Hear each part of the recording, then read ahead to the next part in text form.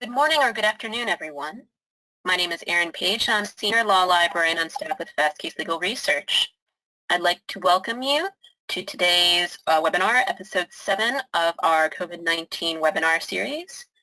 Today's session is titled Legal News During a Pandemic. 2 quick housekeeping announcements before we begin. The first announcement, you may have noticed that you're currently in listen-only mode. That's to ensure that there's less background noise and that everyone can hear the presentation. However, you are welcome to ask questions during the presentation. On your GoToWebinar pop-up, there is a button for questions, and any questions that you enter there will be reviewed, and we'll try our best to get them into the presentation. Second announcement, today's session is not for CLE credit. Today's session is intended as an informational webinar. All right, so with that announcement, let's go ahead and get started. I'd like to introduce our 2 speakers for today, Michael Sander, the founder and managing director of Docket Alarm, and David Nair, the editor-in-chief of Law Street Media. Michael? Hi, Erin. Thanks so much for setting us up here. So today, welcome everybody to episode 7 of our series, Litigation in Light of COVID-19. The past few episodes, we've been going through all sorts of different types of litigation topics, including stays, staying in cases, standing orders. We talked about class action lawsuits, intellectual property lawsuits. Last week was our most popular one yet. We discussed how to conduct a video conference with the court, how to do a video conference hearing with the court. And we saw those escalating over time as well. So today we're going to look at yet another area of the law that's centrally important to basically all lawyers practicing. We're looking at legal news, specifically how legal news is collected and managed and disseminated during a pandemic. What has to change? As attorneys, when I was an attorney, I read the news every single day. I would constantly be reading court opinions to stay up to date with the law.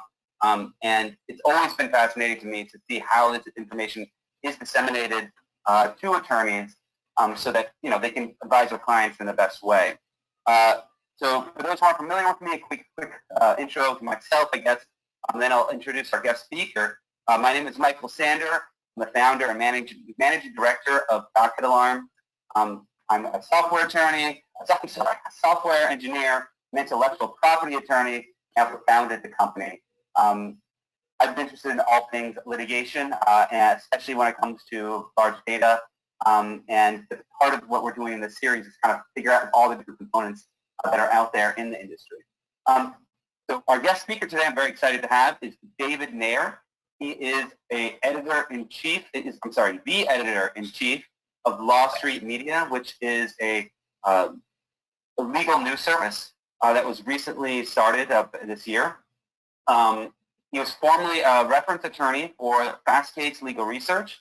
And before that, I know him pretty well because he was a Docket Alarm product manager. He worked on Docket Alarm quite a bit before moving over to the legal news side of things. So hi, David. Thanks for having us. Thanks for being with us. Yeah, thanks. I really appreciate you having me on. We have your slide deck. And, I'm controlling it, actually, but maybe you want to give us a quick rundown of your background and a little bit about what it is that you're doing you want to talk about today. Yeah, so just to give a sense of my background, I've been at Fast Case for 2.5 years now. It'll be 3 in August. And I've had a variety of jobs, but legal news has kind of always been what I've been going for in my career. I was a journalist in college. Well, that's not quite right. I was an editor in college, and I was a journalist in law school at those school papers. So I was finally able to combine all of my interests in tech and law and journalism only a few years in my career, which is pretty magical. So Law Street Media is a part of Fast Case. It's a news site that you can access, www.lawstreetmedia.com. And we launched it in January. Should say it was a relaunch. It used to operate a few years ago, and then we kind of relaunched it and rebooted it earlier this year. And in about 2 months after our launch, we were all working from home. So I got 2 months in, and now I've spent almost as much time editing, running the site from home as I have from the office. So, I've had to learn firsthand what changed and how to run a team remotely in really short order. So I'm looking forward to kind of exploring a variety of different ways that the legal news world is affected by this pandemic, and also some opportunities that could arise out of the pandemic as well. That's interesting. So basically, this news service has been more or less born during the entire COVID-19 pandemic. Can you just let us know a little bit about what type of people actually go to Wall Street Media? Is this for attorneys, for general consumers? What type of attorney is really interested in this? Who is your reader? It's a great question. So it's designed for attorneys, but it's also, at the same time, it is designed for everybody. It's an open site. There's no paywall. And it was really intentionally designed to be accessible. So when we're writing, we are writing to make sure. No paywall. Pretty much every news service out there has some sort of paywall. Yeah, that's right. You're giving it away for free? Well, it's the most frustrating thing when I was trying to figure out what Fastcase could bring to legal news. It was the paywall, and I experienced this as well as a consumer of legal news. It's really frustrating to be able to, if you want in-depth content, you have to pay a lot of money for it. And it's our goal to provide our news feeds for free. And I should say that we're going to be launching some specialized content in later this year, which will be something you can subscribe to. But that's for when you really want to drill down onto a very specific issue. For our general legal news that any lawyer should be reading, it's important for us for that to be free. Fastcase is about democratizing the law, and Wall Street Media is about democratizing legal news. Great. So just getting this straight, you started off in January. Yeah. The big pitch is that you're really offering high quality legal news without a paywall, and the idea is going forward there will be some kind of value add services that you can tack onto it that attorneys might be particularly interested in subscribing to. That's right. And so with regards to who our reader is, I'm finding it's a great mix of attorneys, but also educators, and also I'm always excited to see people subscribing to us who are the subjects of the stories, or and additionally when folks who are either mentioned or representing somebody in the story, they're posting about it on Twitter or other social media venues as well. So we're getting attention from kind of all aspects, all stages of the process.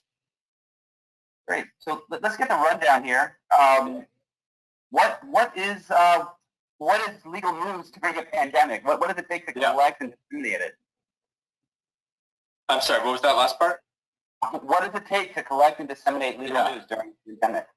Great question. So, the great thing about it, I've said this to myself about many aspects of this pandemic. The great thing about it, if anything can be said, is that it happened in 2020 when we have, we're living in a connected world. We all have access to Zoom or Microsoft Teams or whatever software you'd like to use easily, and that applies to the legal world as well. So I've kind of identified 4 different challenges that legal news has faced. Certainly based on my experience, these are the big 4 changes that have happened, and kind of sorted them in a broad category. So first is content, meaning what legal news is there to cover? Second, technical, just making sure we can get access to what we need while we're all working remotely. Editorial is separately from content, not what legal news is there, but when legal news interact with COVID-19 and the pandemic generally, how do we cover it? And fourth is managerial. This is something that any workplace really has experienced. How do you manage a remote team? How do you manage a team during this unprecedented crisis? So I also wanted to identify, like I said at the end, some opportunities that come out of this. We're going to see a lot of change in the way the world works, and that it includes the legal world as well. So I'd love to dive into kind of how this has affected how we generate our content. Well, I mean, sure, content is king when it comes to any sort of media organization. So Absolutely. Let's dive into that. And also, if you can give some background, so I mean, I'm somewhat familiar with how legal news is collected, but a lot of people out there are not. So maybe give a little bit of background on what it takes to actually, generate legal news not during the pandemic. Right. That would interest a lot of our viewers. So, and this came from when we were kind of scoping out how to build Law Street Media. But we saw there's two kinds of models out there. The traditional model will place reporters physically at courts, probably the most high density courts we prioritized, New York, Los Angeles, and have them, on hand to watch hearings and to get documents. And certainly before the advent of tools like PACER and the various state court docket systems, about 20 years ago, or I guess 25 years ago with PACER, before that, that's what you had to do. There's no other way to get this docket information except physically. Mm-hmm. But we live in a connected world now, so we don't have to do that. And so Law Street Media is built through largely through online tools, like Docket Alarm. That's kind of why it made so much sense for me to transition from Docket Alarm to Law Street Media. As I'm sure previous episodes in this series have explained, Docket Alarm is a great tool for staying on top of cases and for finding new cases. And the bread and butter of Law Street Media, the first thing I train my reporters on is how to use Docket Alarm to find new cases. So rather than having reporters in courtrooms talking to judges or courthouse clerks, really, Law Street Media is an online-only pool of legal journals. Is that right? Yeah, mostly. So, we are located in Washington, D.C. We have journalists spread out. So when it comes to in-person coverage, we've really been able to leverage that in terms of Congress, so we can cover congressional content, policy updates, things like that, live really easily. Well, we could, rather, prior to the pandemic. But we're finding that I think what people really want from legal news is to understand what happened in a case. And, the real core of what's going on is figuring out what's happening in these legal documents, analyzing them for people, translating them into something more digestible than a 45-page complaint, and being, having it be accessible on your device or email or whatever way. So we are definitely online focused. Cool, gotcha.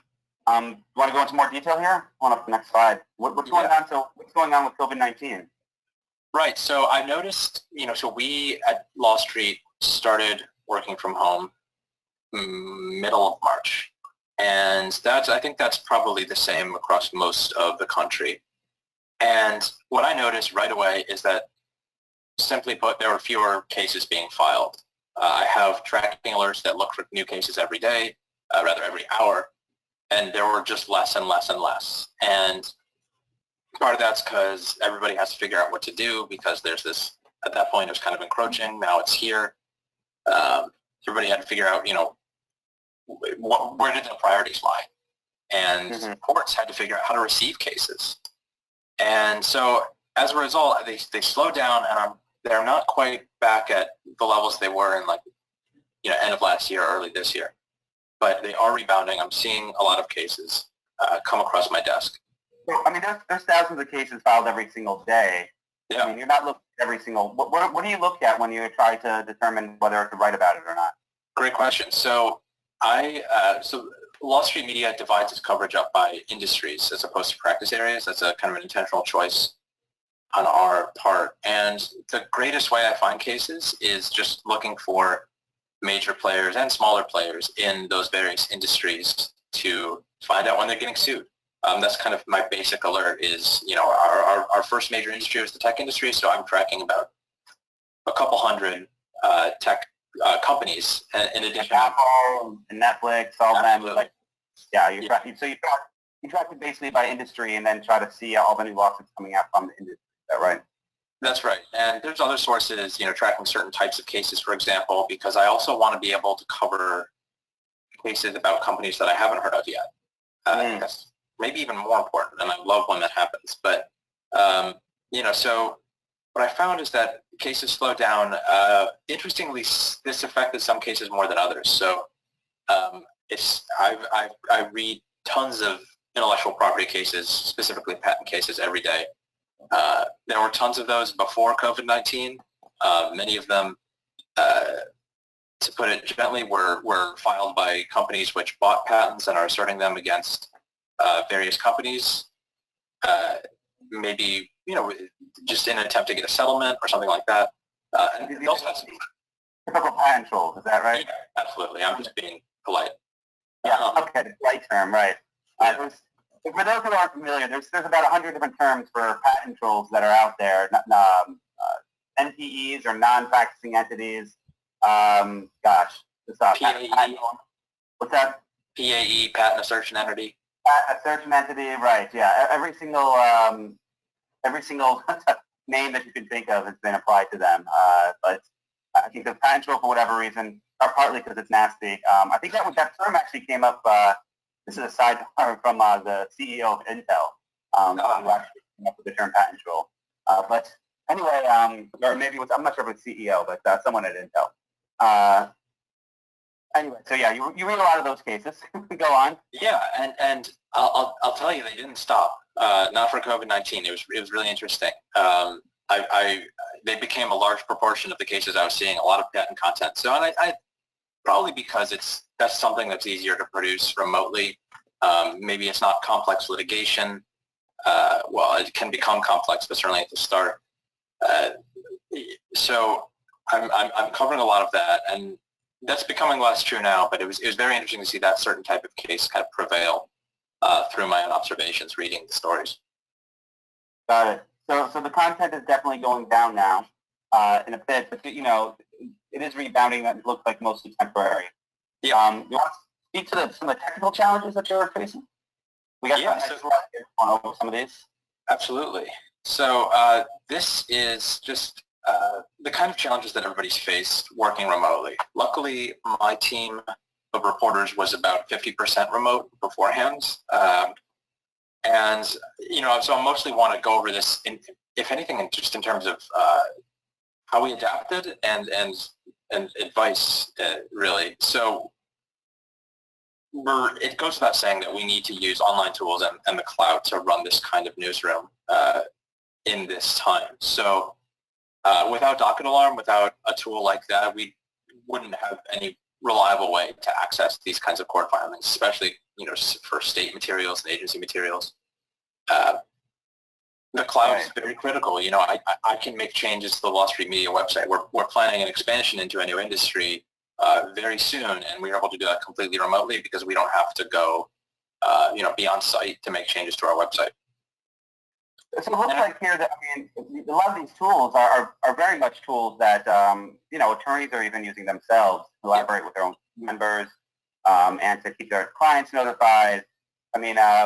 Keeping up to date on legal news is not all that different conceptually in some ways than keeping your clients up to date on news in their own cases. And it's interesting that you're using kind of the same tools that attorneys use to tell their clients that something's happened. A legal news company is using to tell, the greater public that something's happening in the law. Right, yeah. We, in a sense, when I was in law school, I was thinking about how lawyers are translators, in a sense. We're translating our preconceptions and our, somebody's complaint, somebody's desire to fix something into legal terms, right, into a legal argument. And in journalism, legal journalism, I'm kind of doing the opposite. I'm translating the legal journalism to something a bit more digestible. So we're providing it.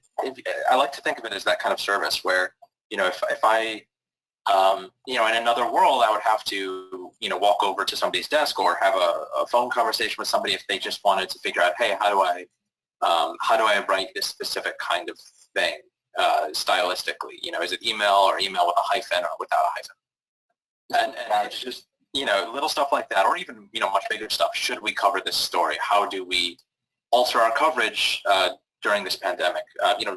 Sorting things out like that can be accomplished completely remotely.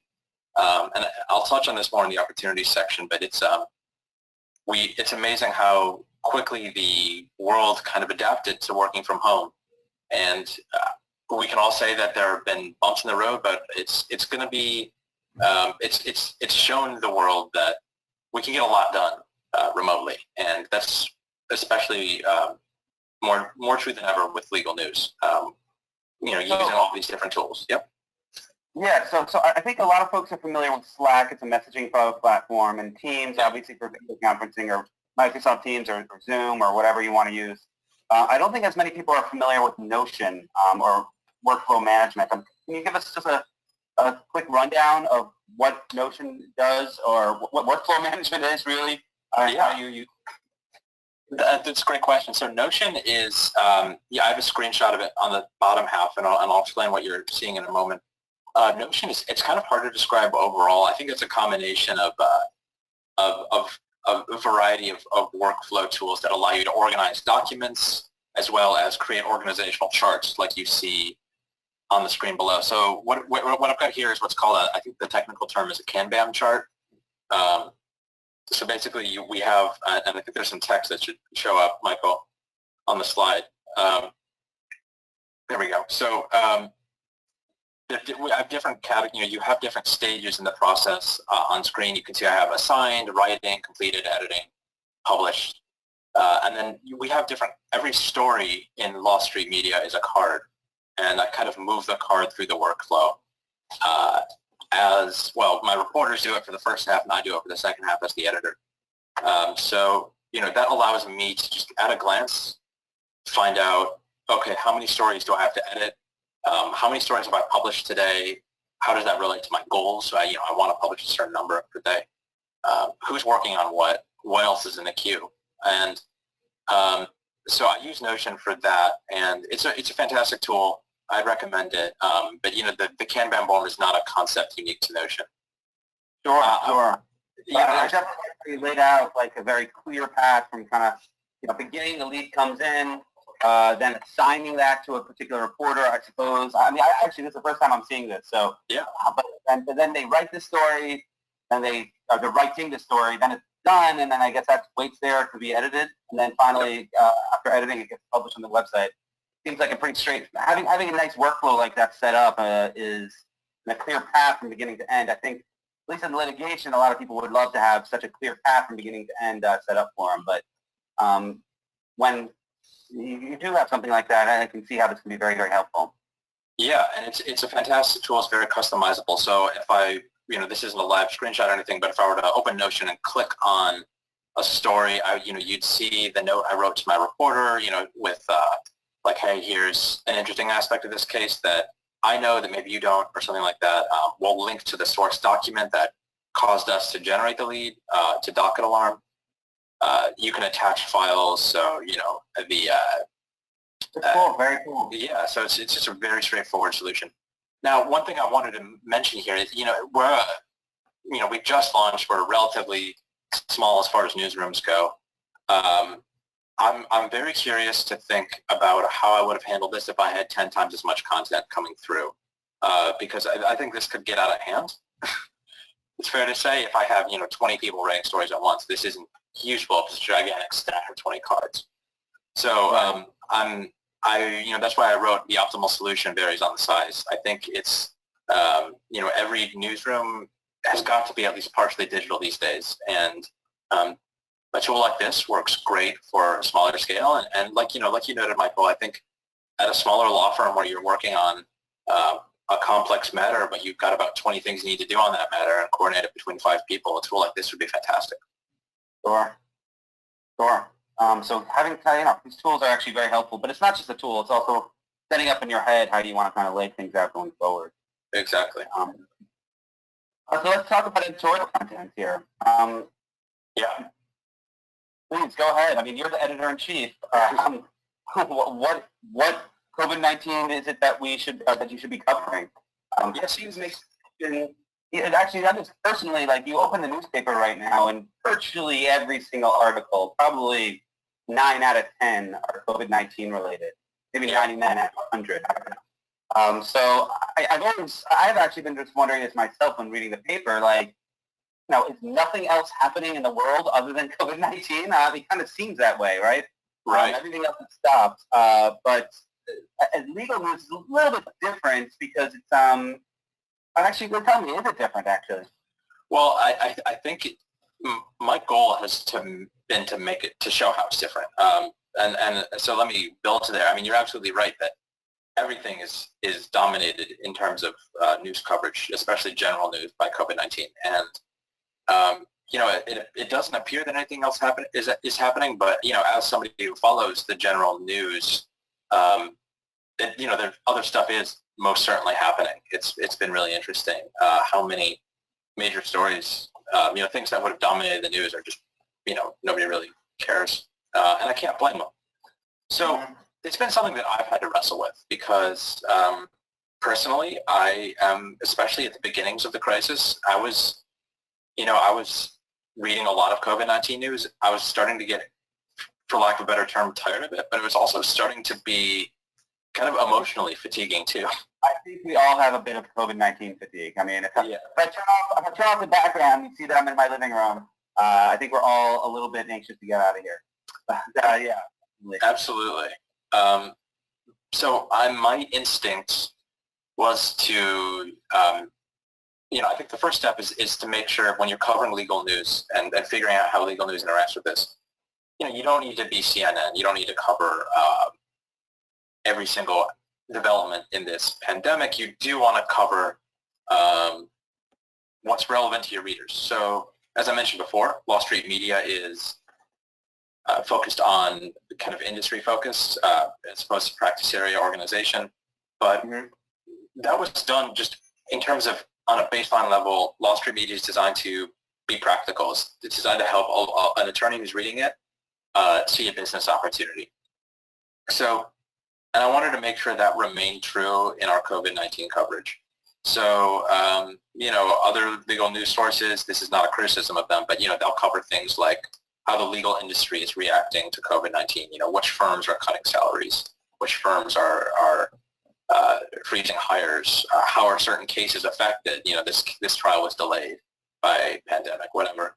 And while I'm kind of leaving them to focus on that, and instead I'm focusing on how is this pandemic, practically affecting certain things. So, for example, I'm finding there's been a lot of lawsuits coming up that are not about COVID-19 but are related to it. So, for example, 3M is using, and you might have covered this in one of your earlier ones, Michael, but 3M is using the trademark law to try to fight counterfeiting of N95 respirator masks. And, since COVID-19... I did a whole 20-minute talk on that, and I found out about the case through Wall Street Media. So there we go. It's all coming full circle here. Yeah, that was actually a very cool case to read about. And it's I also am trying to cover policy-related things. So we cover a lot of tech news. The FCC is making certain moves, certain changes to its program called Lifeline, which is a program that subsidizes phone service for low-income Americans. And so they've, and there's a lot of, there's a debate as to how big this program should be, how should it be tracked, for example. And so, it was already in flux before the pandemic, but now the commission has kind of expanded or loosened the requirements that it had tightened earlier to, kind of encourage more people to use it. So changes like that, which are maybe, they're not about COVID-19, but they're about the consequences and how that can affect lawyers. And, what I found,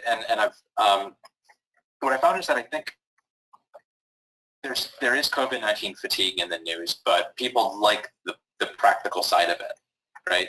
People, and I can say this because I can see people clicking on the stories. The stories that do really well are ones that involve COVID-19, because even though it's dominating the news, it's dominating the news for a good reason. And so if I can, finding that mix has been really successful for us, and it took us a bit, but we got there. I was really happy about that. To provide news that's maybe a break from the latest in this horrible thing, and provide something that can really be useful to them and help them navigate how their career is affected by this. Sure. So you mentioned the fourth concept, the fourth challenge is managerial. I imagine everyone who's a manager for any business, legal news or not, has to go through challenges right now. So, what are a few things that you're doing to kind of keep your journalists in the loop and make sure that the work's still getting done? Yeah, so this is a couple things. So I use the aforementioned tools, Slack, Microsoft Teams, to just stay in touch, and I do that a variety of ways. So because I have a relatively small team, I do daily check-ins with everybody as a group. Just hey, what are you doing? Like what stories are you working on? How did this go? Do you have any questions? It's useful just to hear each other's voices every day.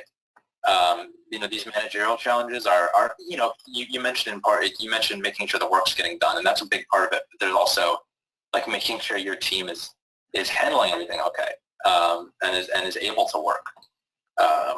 So I also make a point of making sure I'm in contact with my reporters and my colleagues casually on Slack. So hey, did you watch the latest episode of Better Call Saul?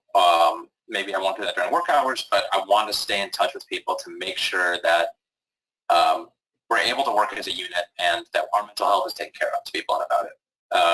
Because social interaction is key if we're all cooped up in our house, especially folks who don't have roommates or a family that they live with.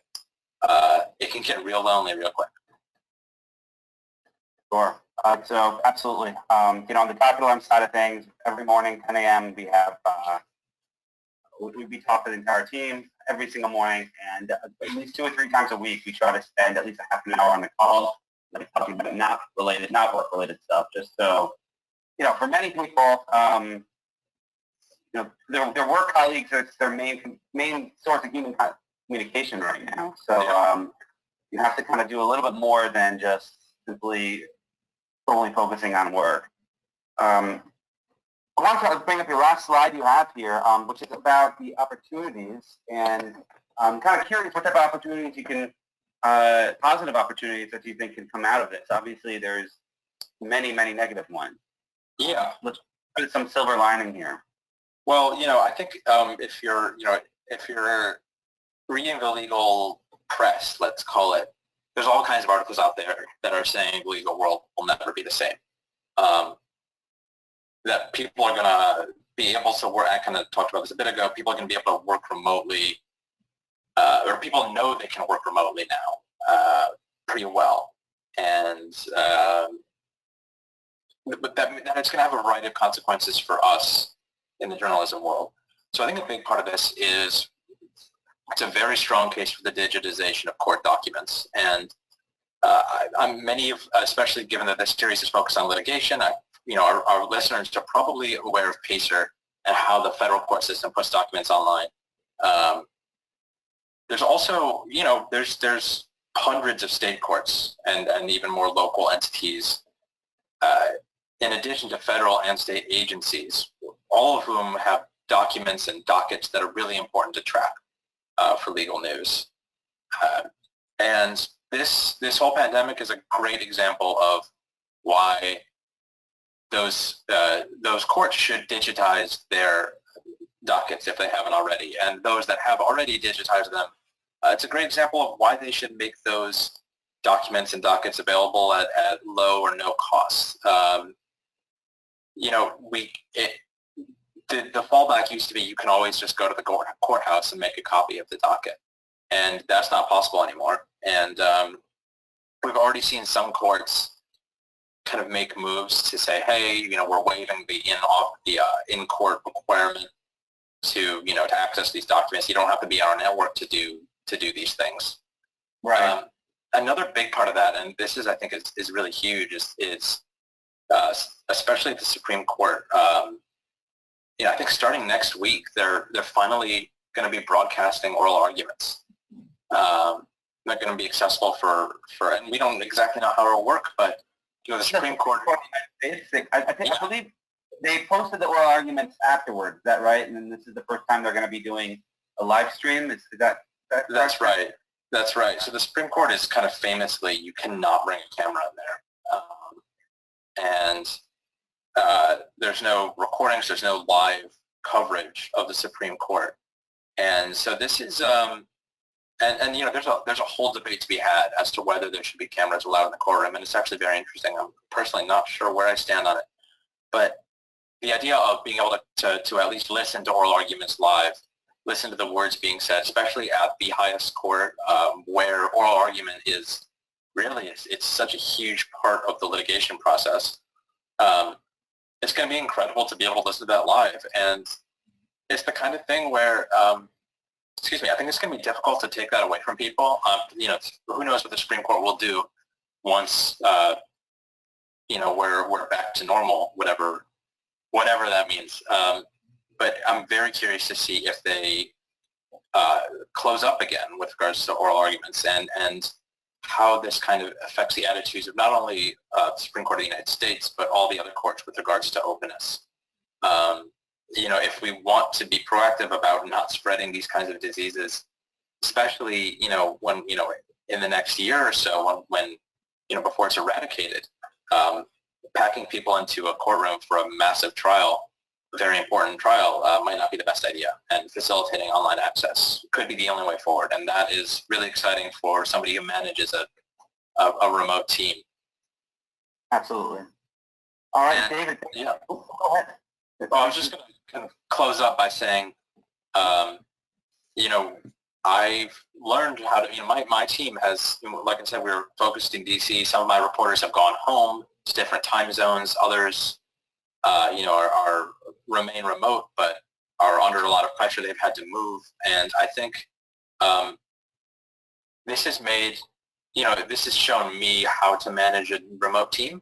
And I think it's showing that to everybody too. So I think that's, it's really legitimized the idea of kind of these kinds of tools that I've been showing you all presentation, and it's going to really help, I think, the economy going forward and making us a lot more flexible. Hope so. Thank you so much, David. This has been really fantastic. Thank you. So for those who are watching live, we will be doing a question and answer session. So you can type in your questions into the little comment box. And for those who are watching this as a recording, thank you so much for joining us. And please be sure to check out some of the other episodes as they come up. Thank you very much. I'm going to hand it back to Erin. Thanks. Thank you so much, Michael and David. And we're going to check for questions now. Alrighty, so I'm just switching the screens so that we can have just our two presenters visible. But we do have a couple of questions from today. So Michael and David, our first question for today is going to be, do you feel that there is, or mostly aimed at David, I guess, do you feel that it is important to follow up on articles that you've written in the past?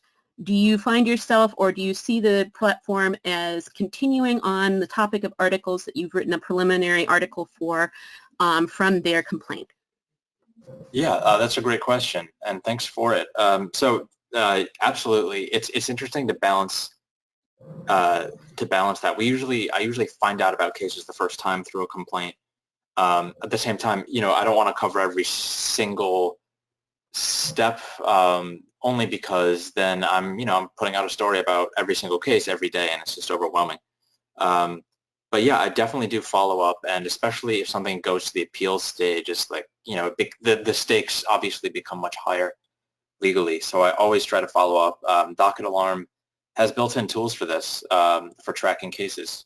So I instruct my reporters to, you know, take advantage of those. Okay, if they if they write a story about a complaint, make sure to follow the case and let us know if anything interesting happens. Sometimes it does, but a lot of the time sometimes it does not happen. Usually it just kind of fizzles out. But oftentimes we get a really fascinating story out of it, and it could, you know, eventually, I'm looking forward to the day when we can track a case from its inception all the way to the Supreme Court. Yeah, and David, I think I've seen some cool stuff. I think you're putting together analytics inside of Law Street Media so that you can kind of track the law firm's history and the company's history and that sort of thing. Yeah, absolutely. So Docket Alarm has fantastic analytics built into it that you can kind of build. Well, even besides Docket, I mean, the idea that you know, yeah, if you're an attorney, it gives a lot of context to see like all the other if you're reading a news article about some company, it's really helpful to see, oh, has this company been sued a lot in the past? When was the last lawsuit? There's a plaintiff been around. It's fills in a lot of, other questions you might have. Yeah, a lot of insights. It's it's very interesting to follow how many, one of the cases we're covering a lot, and something that a lot of our readers are really following a lot is how often Zoom is getting sued during this whole thing, and it really hasn't stopped. They're getting sued, maybe a couple times a week. So I'm very interested. I think I might give it a bit to kind of do a more thorough analysis to let the cases pile up. But, okay, now, once there's, let's say there's 50 cases, which there very well could be, how many are using the products liability framework? How many are using the fraud framework or the, breach of contracts? So, and who's representing the parties? They might split it up. And I've seen that specifically on Juul, who also gets sued a lot. So, yeah. Returning to Thanks for the question. topic, oh, you're quite welcome. Returning to the topic of the changes that are coming in the courts, especially the Supreme Court, regarding tech, the question is, how is Wall Street Media going to cover these constant changes in the access to the courts? Will you have a specific topic area focused to that? Will there be commentary on that topic? These are great questions, by the way. Yeah, absolutely. Yeah. So I think it's interesting. I'm really looking forward to next week, which is when we can really start getting into following these Supreme Court cases directly. Law Street is generally, we're focusing on the various industries that legal professionals serve, as opposed to the legal industry itself. But that being, and we'll eventually broaden our coverage to include more direct discussion of changes that are happening in the legal world. That being said, for example, one of our stories was, hey, the Supreme Court is for the first time ever allowing these oral arguments to be attended remotely. So yeah, we are covering the technological changes, and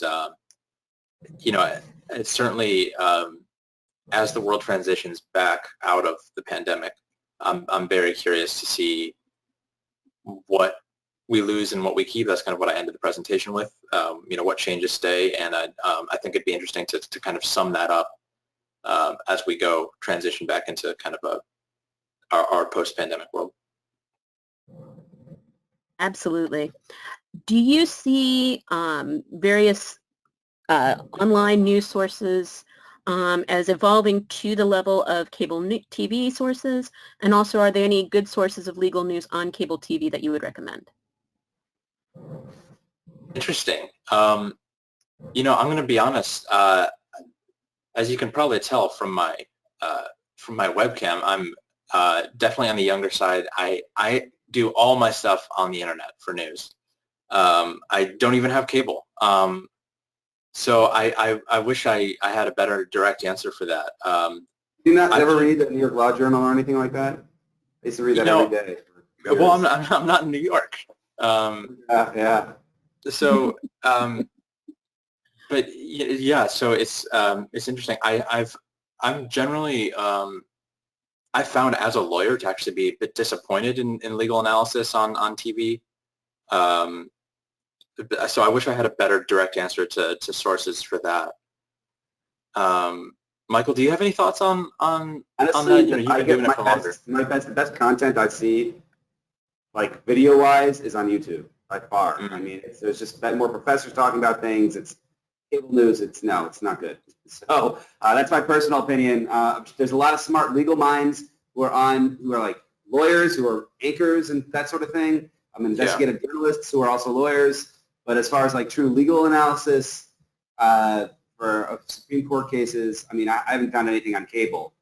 There's quite a bit, on YouTube though. Yeah, and I've also, I've seen a lot of.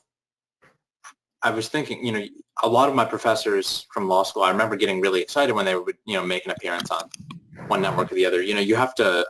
It goes without saying that you have to. There's a variety of cable news sources to choose from.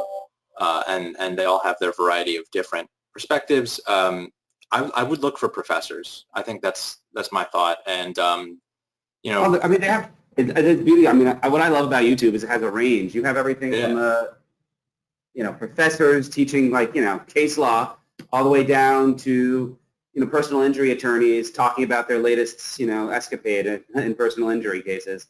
I mean, it kind of really spans the gamut. You have big law partners talking about some major billion-dollar case they're working on. You have law students who are talking about some note that they wrote. So it's actually, you have quite a bit of stuff. But if you're each one of those categories, there's quite a bit of material. So you can kind of find your niche and just choose it.